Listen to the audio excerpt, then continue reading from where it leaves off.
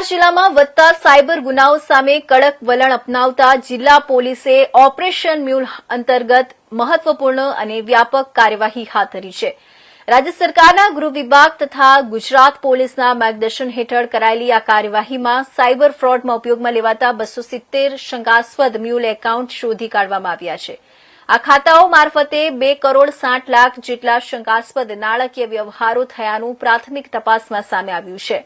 પોલીસે જણાવ્યું કે સાયબર ગુનેગારો છેતરપિંડીથી મેળવેલી રકમ અન્ય વ્યક્તિઓના બેંક ખાતામાં ટ્રાન્સફર કરી ત્યારબાદ રોકડમાં ઉપાડી લેતા હતા અથવા યુએસડીટીની ક્રિપ્ટોકરન્સીમાં ફેરવી દેશ વિદેશમાં મોકલી દેતા હતા.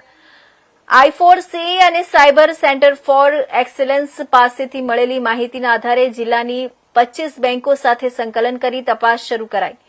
અત્યાર સુધીમાં 80 ખાતાઓની તપાસ પૂર્ણ થતા ડુંગરા, વાપી, પારડી અને વલસાડ સિટી પોલીસ સ્ટેશનોમાં 6 ગુના નોંધાયા છે. આ કેસમાં 10 આરોપીઓ ઝડપાયા છે, જ્યારે 5 હજુ ફરાર છે. નોંધપાત્ર બાબત એ છે કે આરોપીઓમાં શિક્ષિત અને નોકરિયાત યુવાનો પણ સામેલ છે. પોલીસ ચેતવણી આપી છે કે કમિશનની લાલચમાં બેંક ખાતું આપવું ગંભીર ગુનો છે અને ભવિષ્યને જોખમમાં મૂકી શકે છે.